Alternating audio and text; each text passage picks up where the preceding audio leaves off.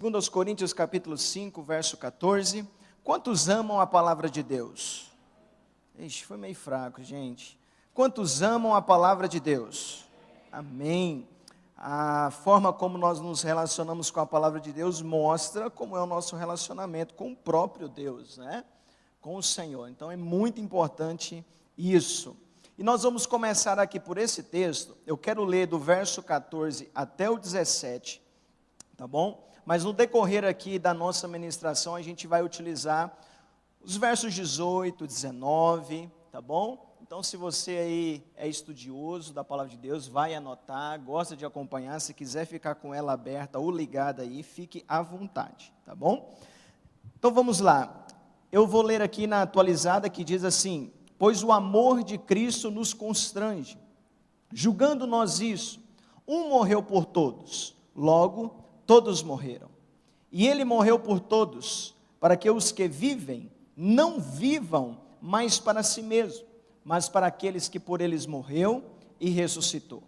Assim que nós daqui por diante a ninguém conhecemos segundo a carne, e se antes conhecemos Cristo segundo a carne, já agora não conhecemos deste modo. Verso 17, e assim, se alguém está em Cristo, é nova criatura ou criação. As coisas antigas já passaram, e eis que se fizeram novas. Posso ouvir um amém? O texto aqui, base da nossa mensagem hoje, é exatamente esse verso 17. Mas como eu vou usar todo esse contexto aqui, por isso eu li desde o 14, ok? Essa carta de Paulo é a sua segunda carta. Nós vemos pela história que ele escreveu 4, mas somente 2 entrou aqui no cânon bíblico. E nós vemos que Paulo nessa carta ele trata sobre diversos problemas, diversos assuntos concernentes à vida cristã. Principalmente porque a autoridade apostólica dele é questionada aqui, diante dessa igreja. Essa igreja questiona veemente e de uma forma assim muito forte a autoridade que estava sobre o apóstolo Paulo. Mas um dos assuntos que toma a atenção de Paulo, que vamos dizer aqui, ele escreve a essa igreja, é sobre o nosso ou novo relacionamento com Deus, por meio de Jesus Cristo. E é exatamente aqui nesse texto que nós lemos, quando ele fala que se alguém está em Cristo, verso 17, ele é uma nova criatura.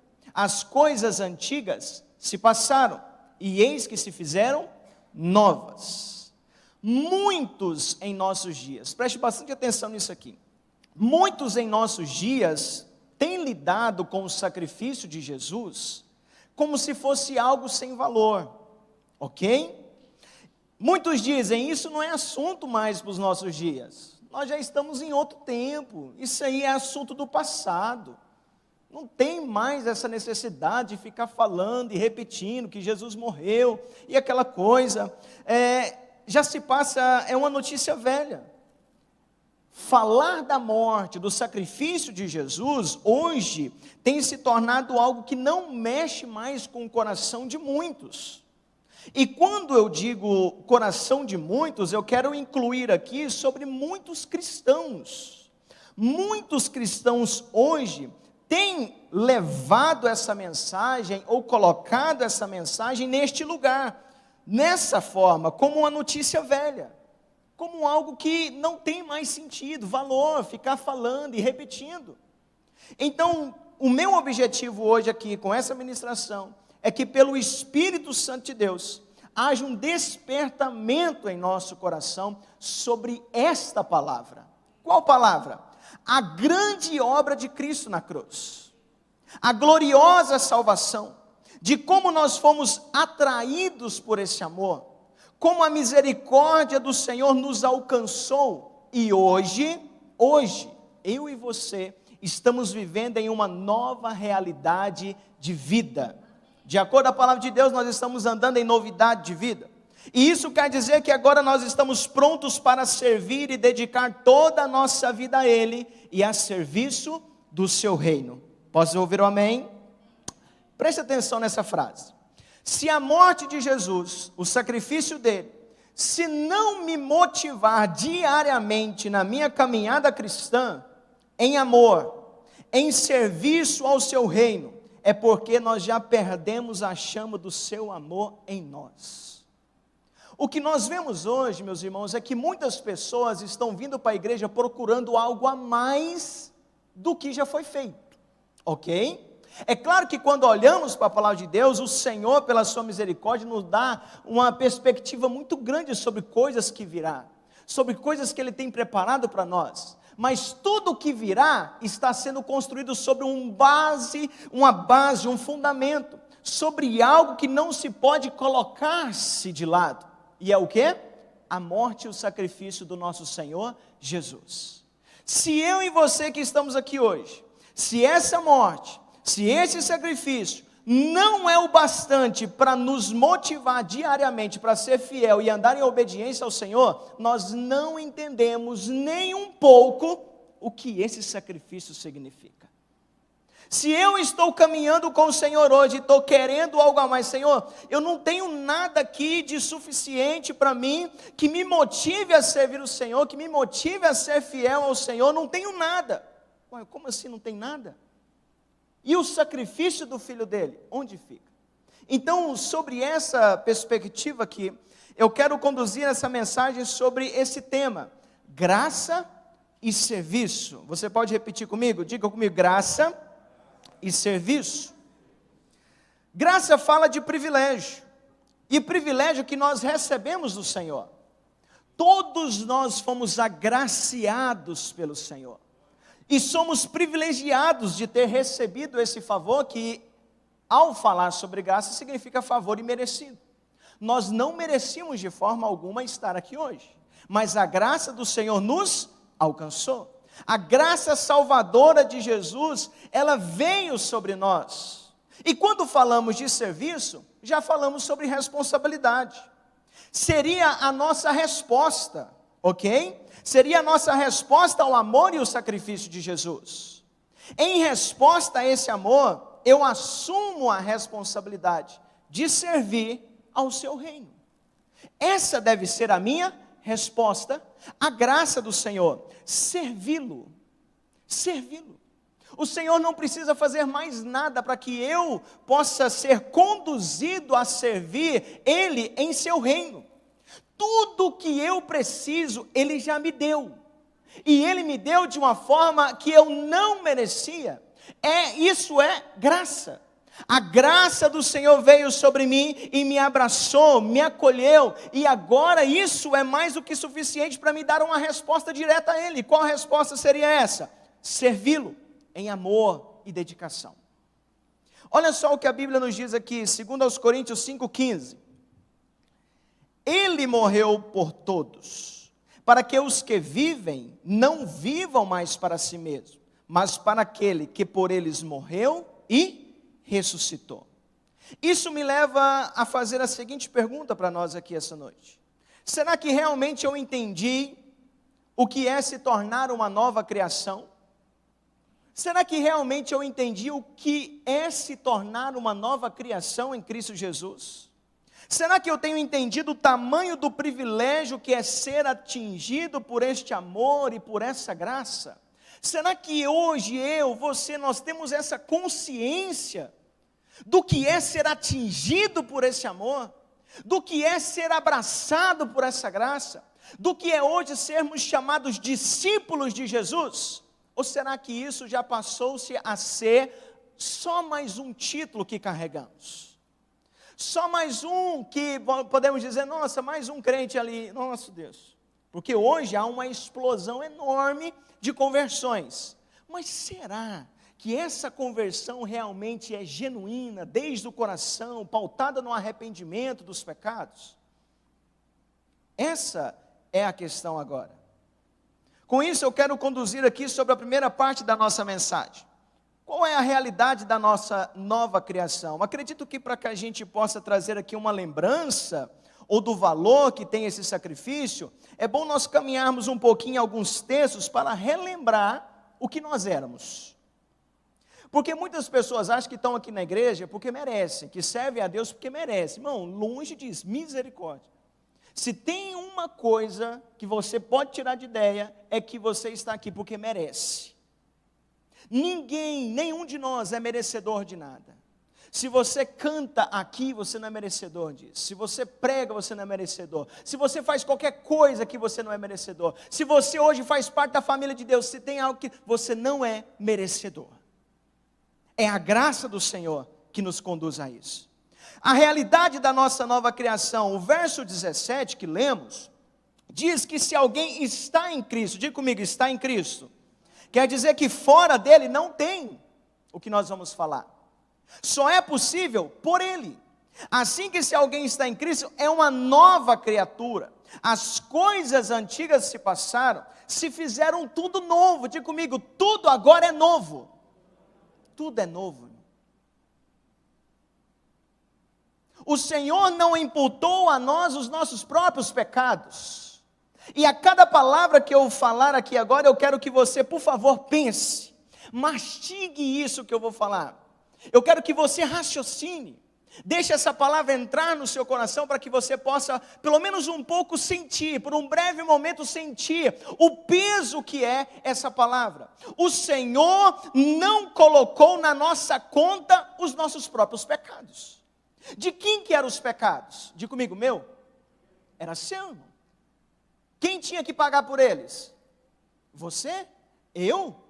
Tenho que pagar pelos meus pecados. Mas a Bíblia diz aí, olha, no verso 19 do capítulo 5, a saber que Deus estava em Cristo reconciliando consigo o mundo, não imputando aos homens as suas transgressões.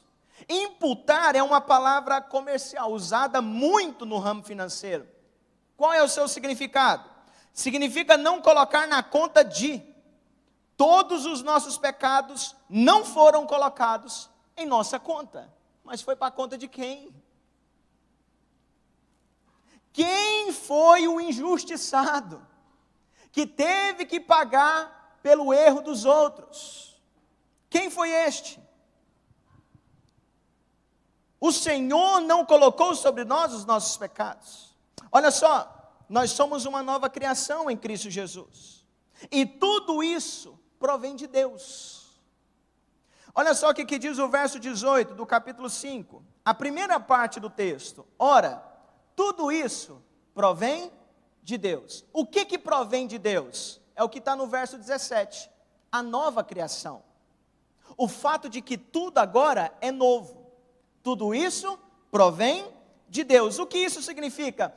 Que eu não tomei iniciativa nenhuma para buscar redenção, para buscar salvação, para buscar graça. Eu não tomei iniciativa, essa iniciativa não foi minha, ela veio do próprio Deus. O próprio Senhor tomou iniciativa de salvação. Nós nunca podemos esquecer, meus irmãos, a obra da salvação do homem é uma obra exclusivamente dele. E o que motivou o Senhor a me salvar? Será que foi porque eu merecia? Será que foi porque ele olhou e falou assim, rapaz, ele é muito bonzinho, eu vou fazer alguma coisa para salvar ele? Nada. Quando o Senhor olhou para a terra, o que ele disse? Não vejo um justo sequer, nenhum que me busque. Você sabe o que é olhar para a terra, olhar para a sua criação e não ter ninguém que clame, que busque, que corra atrás, que faça alguma coisa, pelo menos o mínimo de iniciativa possível? Ninguém. Agora olha só o que a palavra de Deus nos diz em Efésios capítulo 2, verso de número 1. Ele vos deu vida. O texto começa assim, Ele vos deu vida. Quem nos deu vida? O Senhor. Ele vos deu vida. Você pode repetir isso comigo? Diga, Ele me deu vida. Feche seus olhos, põe a mão no seu coração. Repita mais alto, Ele me deu vida.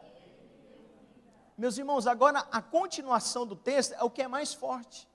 Ele me deu vida estando vós mortos nos vossos delitos e nos vossos pecados, nos quais andaste outrora segundo o curso deste mundo, segundo o príncipe da potestade do ar, do espírito que agora atua nos filhos da desobediência, entre os quais também todos nós andávamos outrora, segundo as inclinações da carne, fazendo a vontade da carne, dos pensamentos, e éramos por natureza filhos da ira, como também os demais.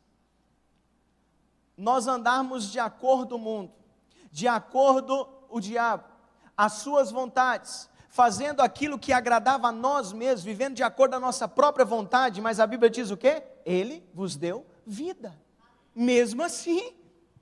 O verso 4 continua dizendo: mas Deus, sendo rico em misericórdia, por causa do seu grande amor, com que nos amou, estando nós ainda mortos nos nossos pecados, Ele nos deu vida juntamente com Cristo, pela graça sois salvos. Meus irmãos, pela nossa mentalidade, a gente não consegue entender isso daqui, nós não conseguimos dimensionar isso, nós não conseguimos. E o que o diabo quer fazer hoje, estrategista do jeito que ele é fazer de tudo, para quê? Para que essas verdades aqui não surtam efeito na sua vida. Gente, como pode nós lermos isso aqui, olharmos para isso aqui e não sentirmos nada? Sinceramente, nós estamos o quê? Anestesiados. E como é que nós estamos anestesiados, não conseguimos sentir isso aqui? Porque o diabo tem feito isso. O diabo, ele tem te ocupado, ele tem colocado de tudo na sua mente, para quê? Para que essas verdades não salte daqui e exploda dentro do seu coração. Porque eu vou dizer algo para os irmãos, não tem nada que o Senhor precise fazer para me motivar mais a servir a Ele do que isso daqui. Ele me deu vida mesmo eu estando morto. Que resposta você espera de alguém que está morto? A pessoa está morta, que resposta você espera dela? Nenhuma. Eu vou investir naquilo que não serve mais, não presta, não vai dar lucro, não vai render em nada, mas mesmo assim eu vou investir. Quem faz isso?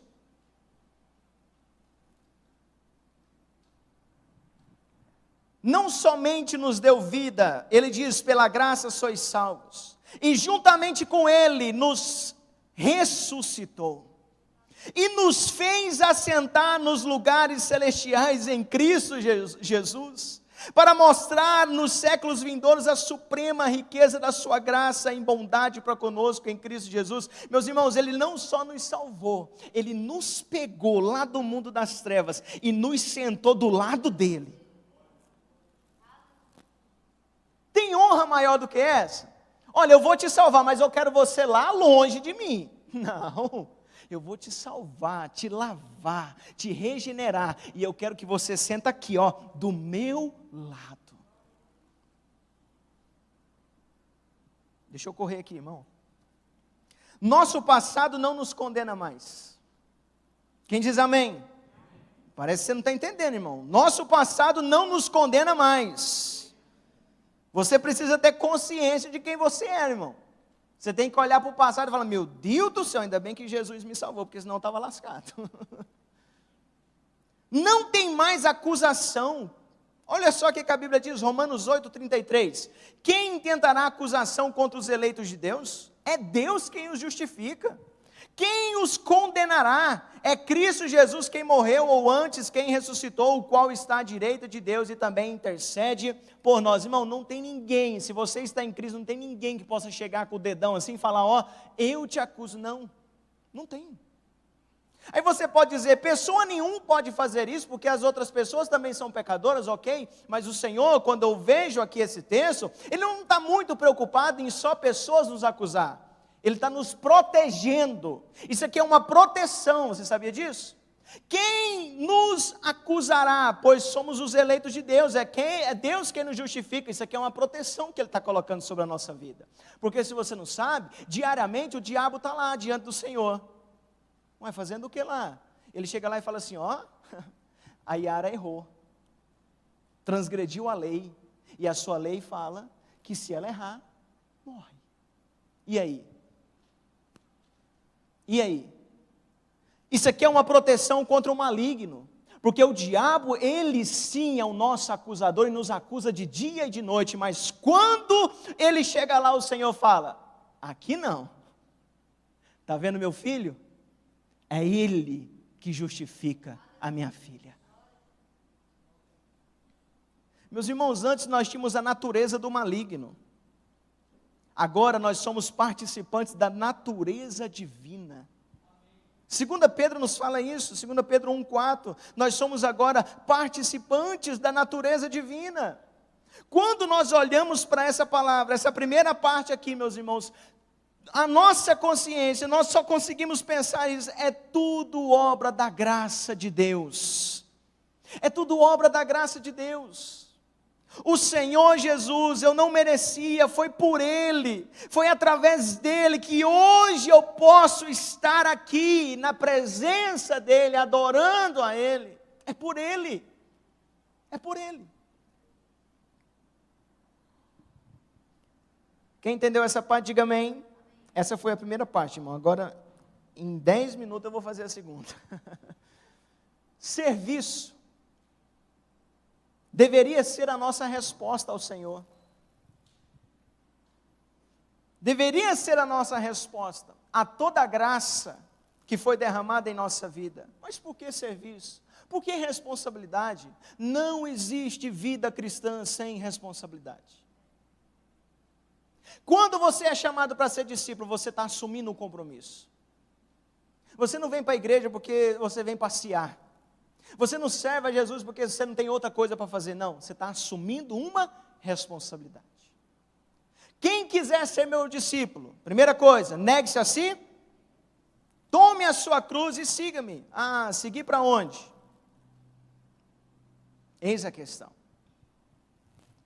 A nossa resposta a toda a graça que foi derramada em nossa vida, qual tem sido? Negligência, omissão, irresponsabilidade, indiferença?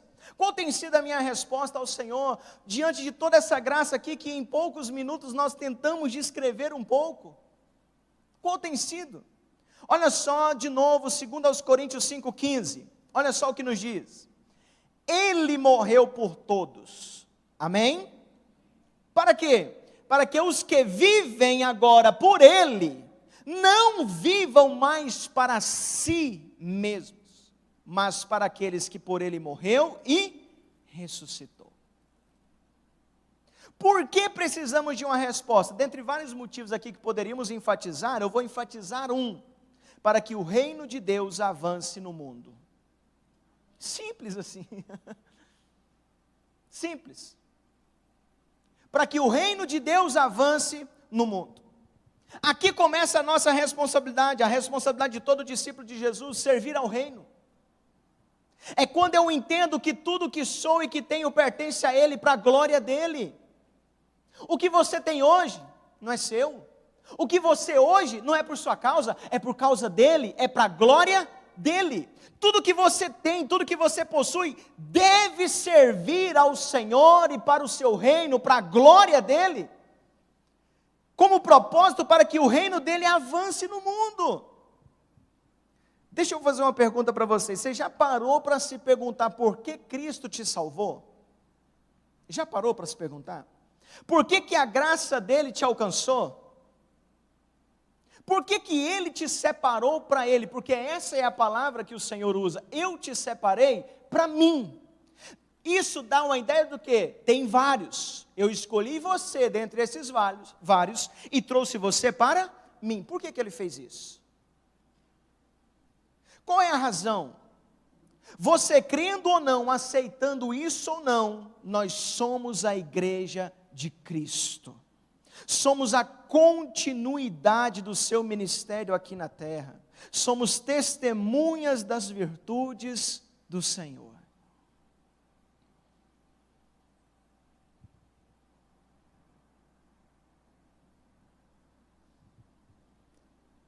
Só não basta o Senhor derramar a sua graça sobre nós, nos tirar de lá e nos fazer assentar do seu lado. Jesus, ele viveu aqui na terra 33 anos e meio, de ministério foi 3 anos e meio, mas de igreja nós temos 2000 anos. Quem é que deve dar continuidade a esse ministério que só durou 3 anos e meio? Quem? Eu e você, a igreja de Jesus. Quando nós olhamos para o texto que nós lemos, olha lá no verso 18, 2 Coríntios 5,18. não vai dar para mim explicar como eu queria aqui para os irmãos. Então eu vou ser bem objetivo.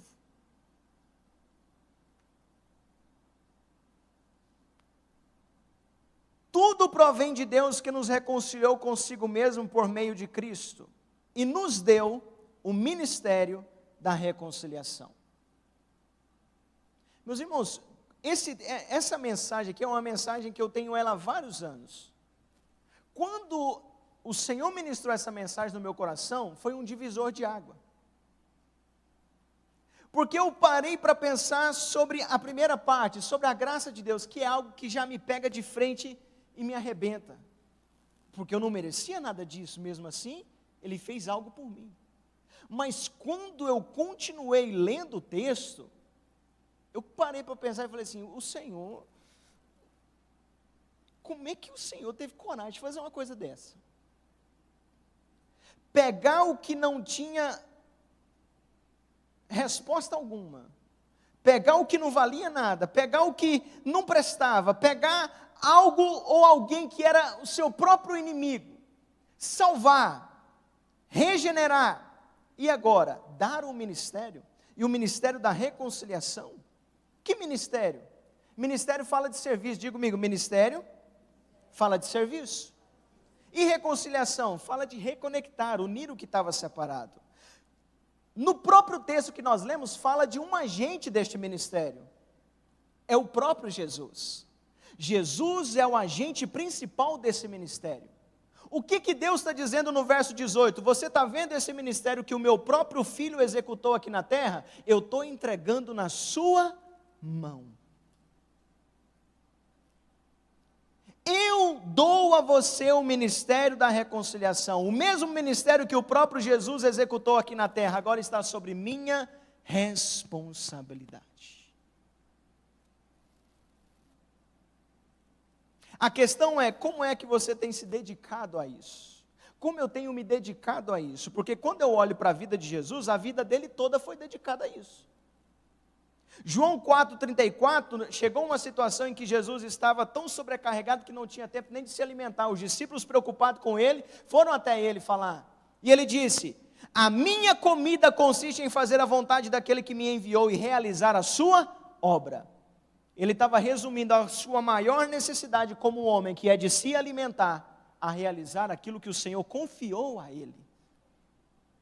Quando nós olhamos para o apóstolo Paulo, em Atos 20, 24, ele diz o seguinte, porque em nada considero a minha vida por preciosa a mim mesmo, contanto que complete a minha carreira e o ministério que recebi do Senhor. Eu, de acordo, pela minha vida não me importo com nada, o que importa é cumprir aquilo que o Senhor confiou a mim.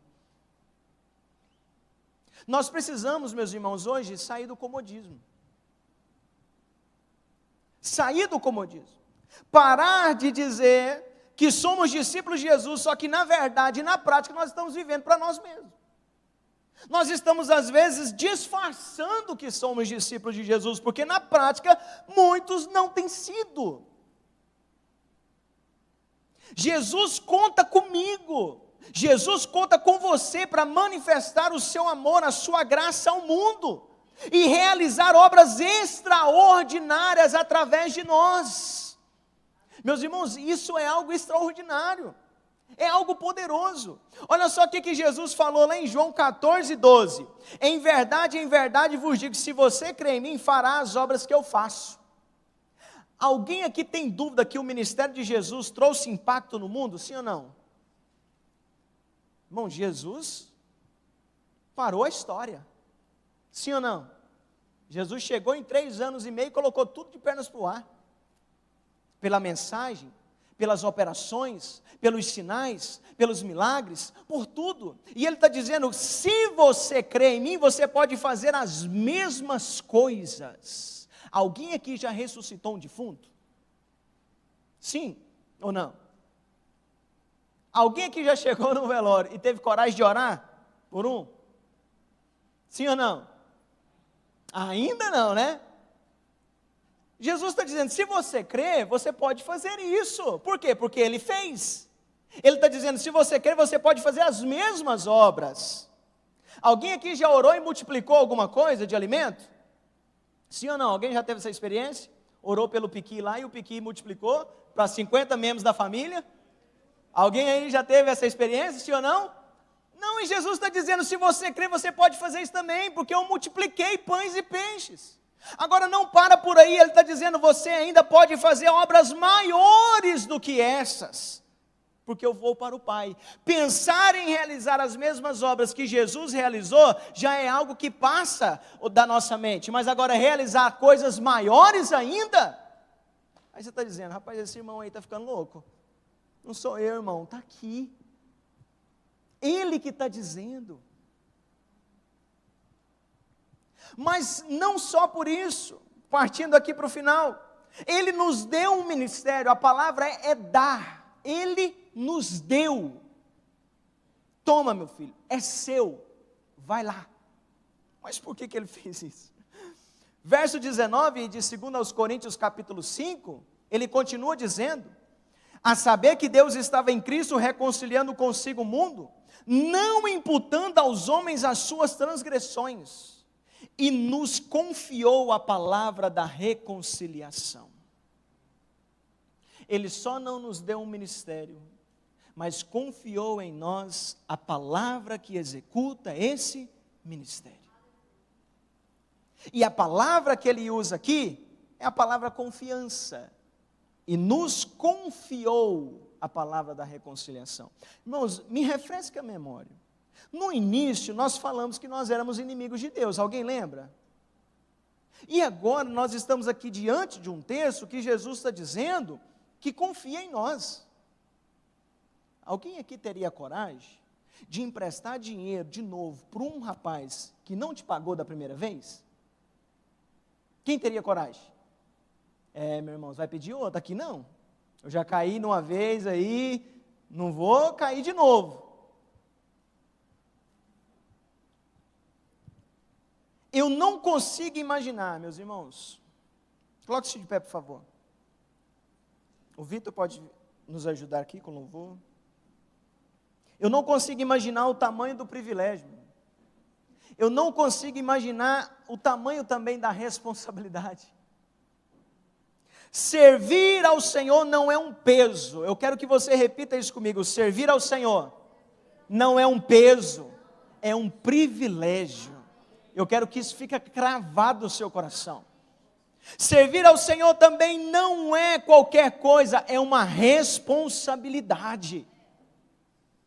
Antes eu era um pecador condenado, inimigo de Deus. Agora sou salvo, da família de Deus, santificado, e sou convocado para dar continuidade a esse ministério, o ministério de Jesus. E não só isso, Deus confia em mim agora a sua palavra. Meus irmãos, a coisa mais importante que nós temos de mais valor é o quê? A nossa palavra. E se tem algo que Deus tem compromisso, é com a sua palavra. Ele diz, passarás os céus e a terra, mas a minha palavra não vai passar. Deus tem cuidado da sua palavra. Deus vela pela sua palavra. E a palavra aqui que ele usa é confiança. Ele nos confiou a palavra da reconciliação. Confiança significa acreditar na moral. Confiança significa acreditar na sinceridade, na lealdade, na competência de outrem. Deus está dizendo, eu acredito em você. Mesmo que o diabo só queira te usar, acabar com você, destruir você, mesmo que as pessoas não acreditem em você, eu acredito em você. Ah, meu irmão, isso me empolga.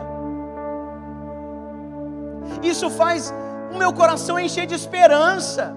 Por quê? Porque diante de um mundo tão injusto e sem amor, nós estamos diante de uma palavra cheia de graça, de amor.